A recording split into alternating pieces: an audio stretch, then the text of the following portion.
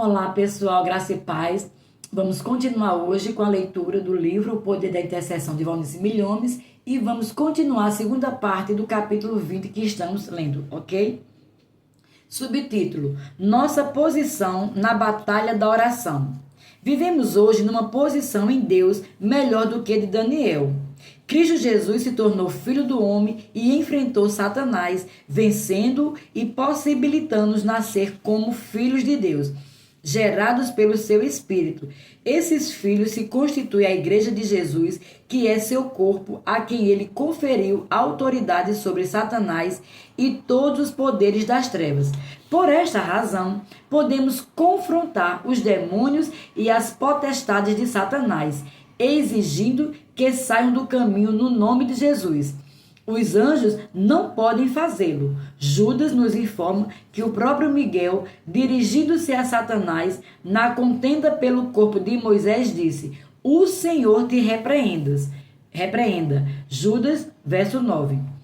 Quanto à igreja, porém, está investida de autoridade para resistir ao diabo e expulsar os demônios no nome de Jesus. Está escrito em Marcos 16, verso 17, Lucas 10, verso 19, 1 Pedro capítulo 5, verso 8 e 9 e Tiago capítulo 4, verso 7. É nesse sentido que estamos em posição superior à de Daniel. Podemos engajar-nos em batalha espiritual, confrontando os poderes das trevas, desferindo golpes contra eles, com a espada do Espírito. A palavra de Deus é uma forma de oração agressiva. Colidimos com a violência do Espírito contra Satanás e seu exército do mal, abrindo a boca e ordenando, resistindo, amarrando e exigindo na autoridade do nome de Jesus e no poder de seu Espírito. A isso chamamos oração de guerra. Ligando e desligando. Uma das grandes armas na oração de guerra é o uso da autoridade de ligar e desligar, conferida por Jesus a Pedro e depois aos discípulos, conforme expresso em Mateus, no capítulo 16, verso 19 e 18, e capítulo 18, verso 18. Usaremos a última referência por incluir todos os discípulos. A edição revista e atualizada da Sociedade Bíblica do Brasil apresenta a melhor tradução em português. Em verdade vos digo que tudo que ligardes na terra terá sido ligado no céu, e tudo que desligardes na terra terá sido desligado no céu.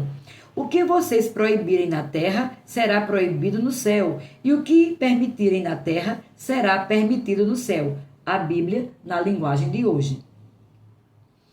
Tudo que vós ligardes sobre a terra será ligado também no céu, e tudo que vós desatardes sobre a terra será desatado também no céu. De Padre Antônio Pereira de Figueiredo. Todas as coisas que amarrardes na terra serão as coisas amarradas no céu, e todas as que soltardes na terra serão as coisas que soltarás que serão soltas no céu. Novo Mundo, nota do rodapé, ou coisas já amarradas, ou particípio passivo perfeito, ou coisas soltas, o particípio passivo perfeito. Tudo que proibirdes e declarardes ser impróprio e ilegal na terra deve ser o que já é proibido no céu, e o que permitirdes e declarardes próprio e legal na terra deve ser o que já é permitido no céu, na versão amplificada. Os grifos são nossos. Ela grifou a palavra proibirdes, permitirdes, amarrardes e soltardes. Para destacar as palavras-chave, como estamos diante de uma figura de linguagem e uma expressão idiomática, diferentes sentidos têm sido dados a esse texto. E hoje há um uso generalizado da expressão ligar para dizer exatamente o oposto do que o texto em pauta está dizendo. Por esse motivo, iremos abordar a questão mais detalhadamente, a fim de que os guerreiros de oração poderem usar adequadamente a autoridade que lhes é conferida em Cristo. Há em Jerusalém uma instituição chamada Jerusalém Escola de Pesquisa dos Evangelhos Sinópticos. composta por finos eruditos da língua grega e hebraica, teólogos cristãos e judeus que vêm há anos pesquisando as palavras e restaurando os evangelhos sinópticos, que são Mateus, Marcos e Lucas. No hebraico, o Dr. David, diretor da escola, e o Dr. Roy Júnior escreveram um livro excelente e esclarecedor, intitulado Entendendo as Palavras Difíceis de Jesus, prefaciado pelo Dr. Robert Lindsay, que também faz parte da escola. Lançaremos mão de seu comentário sobre o texto em análise, por tratar-se de pessoas altamente qualificadas para falar sobre palavras no Evangelho. Uma das melhores indicações da origem hebraica dos evangelhos sinópticos é encontrada dentro dos próprios textos dos evangelhos.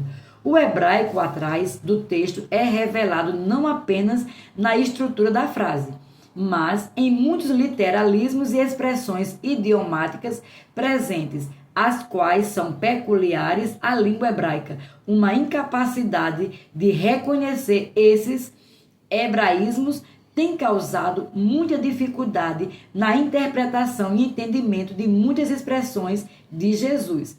Página 79. Principalmente devido à influência da Septuaginta, tradução grega do Velho Testamento, feita no segundo século a.C., a maioria das palavras hebraicas vieram a ter uma tradução no grego fixa ou padronizada. Dei e luei, por exemplo, os verbos gregos usados em Mateus 16, verso 19, são traduções padrão na Septuaginta para ligar e desligar. A tradução grega da palavra hebraica poderia normalmente ser equivalente apenas a um dos seus significados, usualmente o primeiro ou original. Portanto, como padrão de tradução se tornou fixo nas mentes dos tradutores gregos, eles empregaram o mesmo quando a palavra hebraica traduzida aparecia num contexto inteiramente diferente e, obviamente, com um significado diferente. Naqueles dias, a tradução era algo mecânico e literal. Está na página 143. As palavras hebraicas para ligar e desligar aparecem com mais de um significado no Velho Testamento. Ligar, por exemplo, pode significar amarrar. Está em Juízes, capítulo 15, verso 12, Juízes, capítulo 16, verso 11. A palavra prender, que está em 2 Reis, no capítulo 17, verso 4, subir a um carro, carruagem, Gênesis, capítulo 46, verso 29, ou atar um animal, Gênesis 49, verso 11. E nos dias de Jesus, a palavra ligar tinha adquirido mais um significado. Ligar no sentido de proibir, similarmente desligar ou soltar, havia adquirido o sentido oposto, permitir. Esses últimos significados de ligar e desligar são os mais frequentes na literatura rabínica. Os rabinos eram constantemente procurados por sua comunidade para interpretar ordens bíblicas. Tal e tal atitude era permitida, tal coisa ou pessoa estava ritualmente pura. A Bíblia, por exemplo, proíbe trabalhar no sábado, mas não define o que é trabalhar. Como resultado, os rabinos eram procurados para declararem o que uma pessoa podia e não podia fazer no sábado. Eles ligavam, entre parênteses, proibiam certas atividades e desligavam, entre parênteses, permitiam outras. Página 145. O tradutor grego de Mateus, no capítulo 16, verso 19, usou deien, D-E-I-N, e luein, L-U-E-I-N, o padrão de tradução grega das palavras hebraicas ligar e desligar, ainda que seja óbvio nesse contexto, essas palavras significam proibir e permitir, e não ligar e desligar. Jesus está dando a Pedro a autoridade para tomar decisões regulamentando a vida da igreja. Página 147. Vamos agora à nossa análise. O que Jesus queria dizer com que permitides e o que proibirdes. Estamos certamente diante de uma linguagem jurídica. Deus tem um reino e há nele uma constituição que expressa seus princípios estabelecidos. Esta constituição para nós é a Bíblia Sagrada, a palavra de Deus. Os filhos de Deus são os súditos do reino e vivem num mundo altamente influenciado pelo reino de Satanás, cujos princípios estão em uma franca oposição ao reino de Deus e seus filhos. Os filhos do reino estão investidos da autoridade do Senhor para fazerem cumprir sua constituição. Diante de situações que contrariem as cláusulas constitucionais do reino, seus filhos têm autoridade para proibir e permitir, isto é, julgar as questões à luz do que está escrito. Os cidadãos do reino de Deus, que são seus filhos, nascidos de novo pela operação do Espírito Santo, redimidos por Cristo Jesus, não têm autoridade de emitir novos decretos, mas fazer valer o que já saiu do trono. Julgam as situações de acordo com o que já foi estabelecido no céu. Não são os súditos que proíbem e permitem uma coisa e ela é sancionada no céu. Pelo contrário, Deus mesmo dá a palavra no céu e seus filhos exigem que elas se cumpram na terra. Diante do exposto, vamos corrigir erros tão comuns em nosso meio. Na linguagem popular, existe uma expressão "estou ligado", querendo dizer que está unido em comunhão com. Talvez por causa disso, Mateus capítulo 18, verso 19, esteja sendo tão mal usado. Temos ouvido com frequência: eu ligo as bênçãos, ligo a cura, ligamos a presença de Deus. Se essa expressão está baseada nas palavras de Jesus traduzidas por "o que ligardes na terra", a pessoa está dizendo: proíbo a cura, proíbo as bênçãos, proíbo a bênção de Deus. Teria que dizer exatamente o contrário: desligo, solto, libero, permito as bênçãos.